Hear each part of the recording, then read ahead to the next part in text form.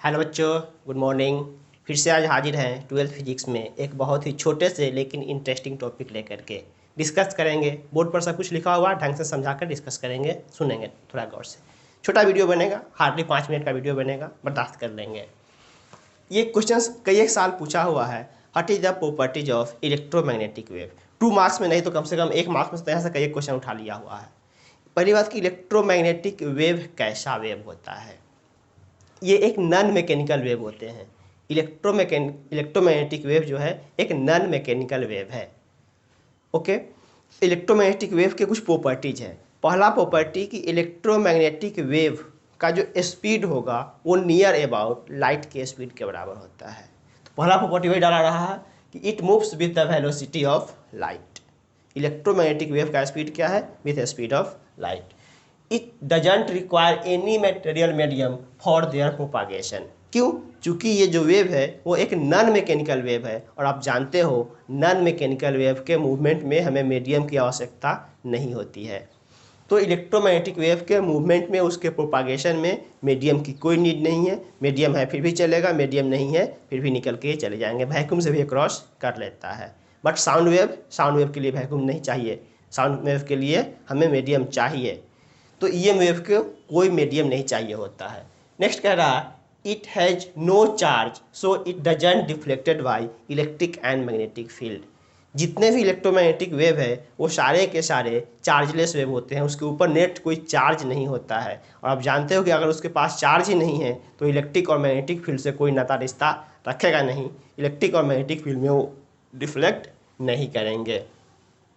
It exist in high range of wavelength. High range in the sense कि electromagnetic wave के पास बहुत कम wavelength का भी लाइट एग्जिस्ट करता है और बहुत हाई रेंज के भी वेव एग्जिस्ट करते हैं।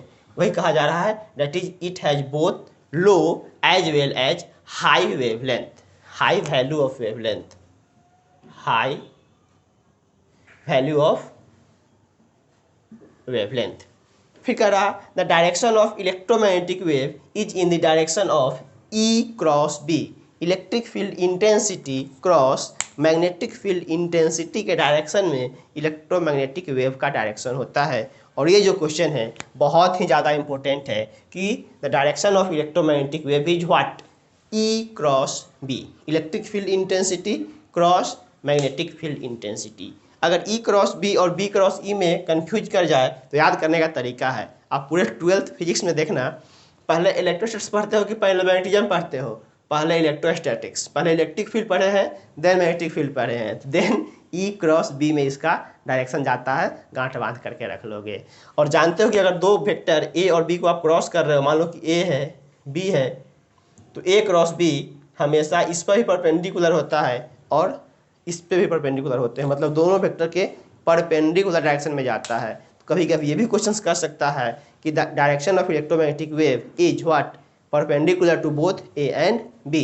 Perpendicular to both A and B मतलब ई बी है अगर एक्स वाई डायरेक्शन में तो ये चल जाएगा जेड में। ई और बी का जो डायरेक्शन है जस्ट उसके परपेंडिकुलर में जाएगा कौन? Electromagnetic wave. यहाँ पर नोट करके एक चीज़ कर लेंगे, तो यही 5 प्रॉपर्टी सफिशियंट है। इसमें आप छठा प्रॉपर्टी भी यूज कर सकते हो कि EM wave, electromagnetic wave is a non mechanical wave. Non mechanical wave, इसको भी ऐड कर सकते हो आप। ध्यान देना, इंक्रीजिंग ऑर्डर ऑफ, ये बाहर है, इसकी प्रॉपर्टी का नहीं है। Increasing order of wavelength of electromagnetic wave. Electromagnetic जो भी वेव्स होते हैं, आप जानते हो अल्फा रे, beta ray, gamma ray, X rays, UV rays, visible rays, infrared, radio wave, microwave, जितने भी वेव्स आप सुन रहे हो सारे के सारे इलेक्ट्रोमैग्नेटिक वेव, ईएम वेव ही हैं। इसमें सबसे कम वेवलेंथ किसका होता है, सबसे हाई वेवलेंथ किसका होता है, इसी का एक सीक्वेंस बनाया हुआ है। कभी अगर आपसे पूछे तो इस सीक्वेंस को अगर याद रखते हैं तो बहुत सारे क्वेश्चंस कर सकते हैं, इवन नीट और मेंस का भी। कि अगर सबसे छोटा वेवलेंथ का कोई लाइट है तो कौन सा लाइट है? Gamma ray. गामा रे के पास वेवलेंथ सबसे कम होता है, एक्सरे के पास उससे ज़्यादा, अल्ट्रावायलेट उससे ज़्यादा, विजिबल उसके बाद, इंफ्रारेड उसके बाद, माइक्रोवेव उसके बाद, और सबसे लॉन्गेस्ट वेव का कौन सा वेव होता है? Radio wave. तो रेडियो वेव का वेवलेंथ सबसे बड़ा होता है और गामा रे का वेवलेंथ सबसे छोटा होता है। एक और चीज़ आप जानते हो, इतना अब हम रब कर देते हैं, एक चीज़ और समझ लेते हैं।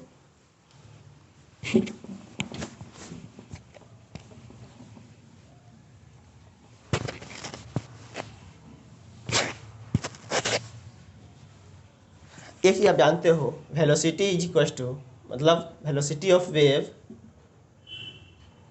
इज इक्वल टू फ्रीक्वेंसी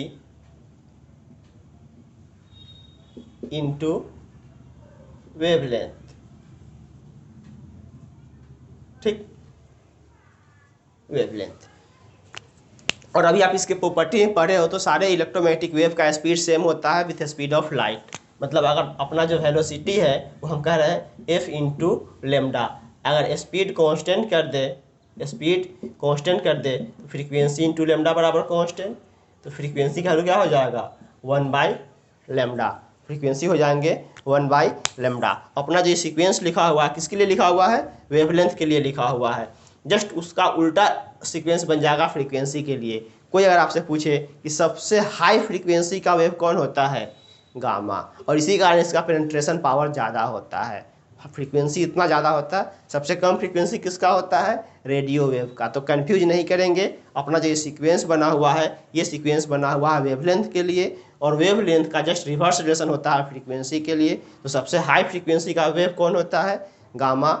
सबसे लो फ्रीक्वेंसी का वेव कौन होता है? रेडियो। और करस्पॉन्डिंग जो इनिक्विटी ऐसे की तरफ है, ऐसे की तरफ घुमा दो, सारा इनिक्विटी किसका बन जाएगा? करस्पॉन्डिंग फ्रीक्वेंसी का। ओके, तो आज इस छोटे से क्लास में बस यही समझाना था। समझे? कैच करे, केयर करे। Okay, bye.